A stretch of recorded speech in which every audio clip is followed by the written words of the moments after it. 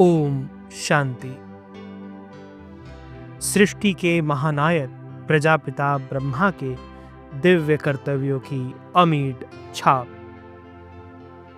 अध्याय 18। व्यवहार और परमार्थ का अनूठा संगम।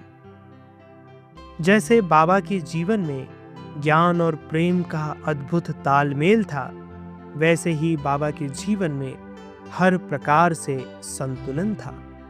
वे देही अभिमानी अर्थात सोल कॉन्शियस बनने पर तो पूरा जोर देते, परंतु देह के स्वास्थ्य और उसकी संभाल की अवहेलना करने को नहीं कहते थे। हाँ, वे ये तो कहते कि बार बार शारीरिक अस्वस्थता की चर्चा करके हमें अपने श्वास वृथा नहीं गंवाने चाहिए, क्योंकि आज जबकि प्रकृति तमो प्रधान है और हमने अज्ञान काल में विक्रम भी किए हैं, तो रोग और व्याधियां तो शायद आएगी ही। अतः उन्हीं में मन बुद्धि लगाए रखने से तो हम शिव बाबा की याद के लिए समय निकाल ही नहीं पाएंगे। अतः वे कहते, बच्चे, दवा और दुआ दोनों से काम लो और रोग की अवस्था में भी योग को ना भूलो, वरना देह अभिमान का संस्कार पक्का होता जाएगा।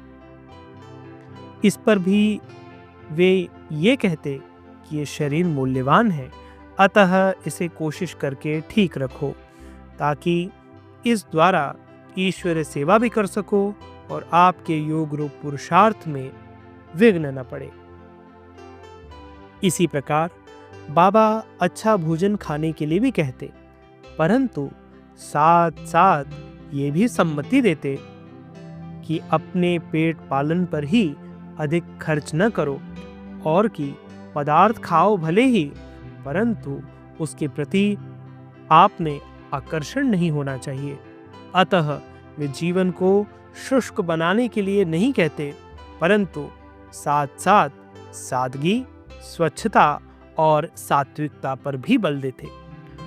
कोई स्थान, बाग, बगीचा आदि घूमने या देखने के योग्य होते तो वे स्वयं उसे देखने या वहां तक जाने के लिए मना न करते, बल्कि कई बार स्वयं ही कहा करते कि जाकर उसे देख आओ।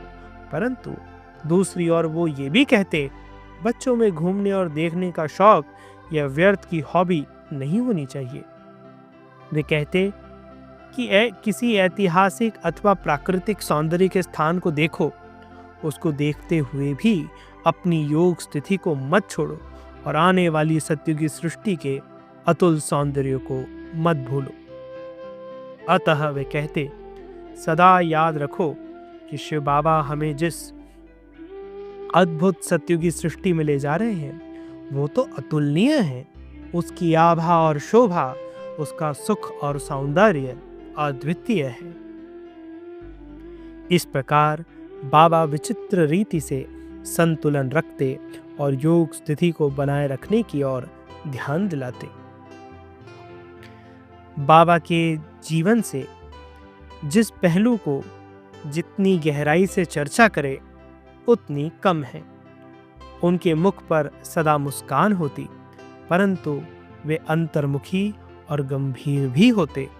वे खूब टोली खिलाते और पिकनिक कराते, परंतु साथ साथ वे बाजार के खान पान से मन हटा देते, मन की तृष्णाओं को भी शांत करा देते।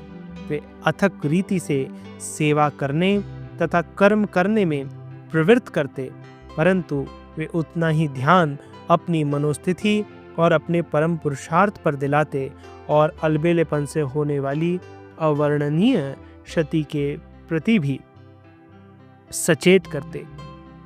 वे मनोविनोद तथा खेल मेल में भी ले जाते, परंतु उतनी ही महत्ता वे विदेहावस्था, उपराम अवस्था तथा मौनावस्था को भी देते।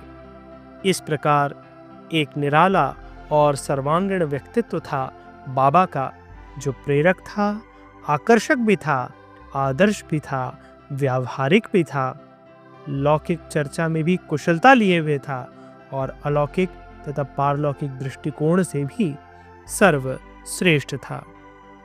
ब्रह्मा कुमार जगदीश भाई जी। नवयुग निर्माता किताब से। ओम शांति।